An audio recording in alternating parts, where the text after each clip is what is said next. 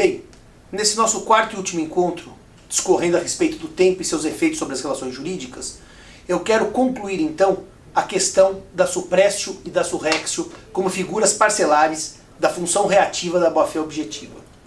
É fato que o tempo gera efeitos sobre as relações jurídicas decorrentes da boa-fé objetiva. Por exemplo, o abandono de uma posição jurídica gera suppressio. No último encontro eu citava o artigo 330 com relação ao lugar do pagamento. Mas eu quero lembrar que a suppressio não está adstrita exclusivamente às relações jurídicas obrigacionais. É verdade que os exemplos se multiplicam nessa área. Eu dou um exemplo concreto de suppressio que tem tido julgamento pelos tribunais, que é o caso do contrato de locação que prevê reajuste anual do aluguel pelo IGPM. E o locador simplesmente se esquece de reajustar. Ou seja, a cada ano passa-se o tempo e o aluguel é mantido fixo, sem o reajuste pelo IGPM. Nesta hipótese, se ao cabo de 5 anos o locador pretender cobrar os aluguéis, essas diferenças de aluguel em razão do IGPM, tem-se entendido, e os tribunais seguem esta linha, de que houve suppressio quanto aos IGPMs passados. Mas a suppressio não se limita às relações jurídicas obrigacionais. No direito das coisas, por exemplo, podemos enxergar suppressio. Sabe aquele velho caso de sorteio de vaga de garagem em condomínio, que a convenção prevê anualmente o sorteio, mas que nunca esse sorteio é realizado, aquela cláusula da convenção acaba sendo morta? Depois de algum tempo, um condômino resolve sacar do bolso a cláusula e exigir o sorteio de vagas de garagem. Nessa hipótese, novamente temos suppressio.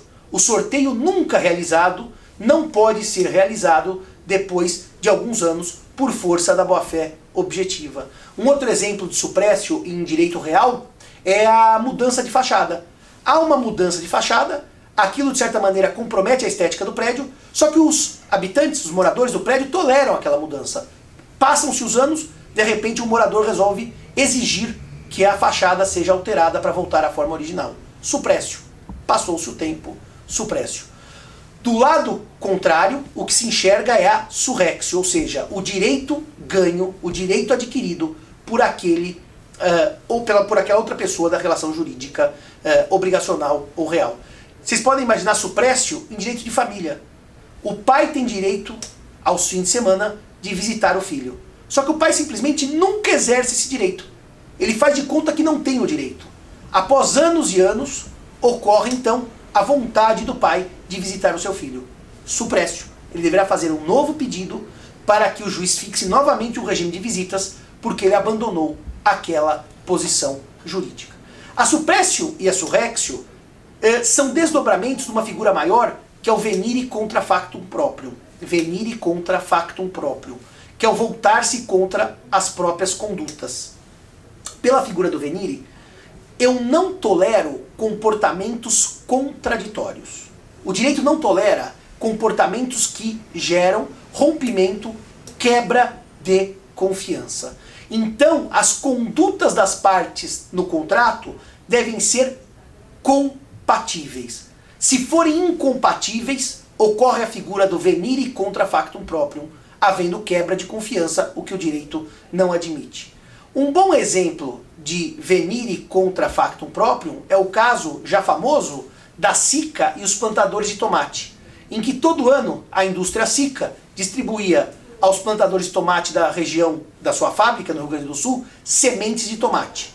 Eles ganhavam as sementes, plantavam e a safra era vendida à empresa Sica. Após anos desta prática, em certo momento, a empresa Sica distribui as sementes, os plantadores desenvolvem a safra, colhem a safra e na hora da venda a empresa Sica se nega a comprar os tomates, dizendo que não tinha obrigação nenhuma para com os compradores. Esta conduta reiterada de distribuir semente e comprar a safra não pode ser unilateralmente rompida sob pena de quebra de confiança. E os tribunais mandaram a Sica indenizar os plantadores por venire contra factum proprium.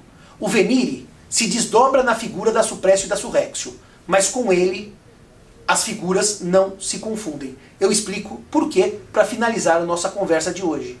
O venire contra factum proprium exige duas condutas, uma posterior à outra, mas não é necessária a existência de um lapso temporal entre elas, de um período entre elas. Elas podem ser imediatas, consecutivas. Supresso e surrexio exigem lapso temporal, reiteração de condutas, sob pena de não existirem. Portanto, não se confundem. Muito obrigado a todos. Até a próxima, se Deus quiser.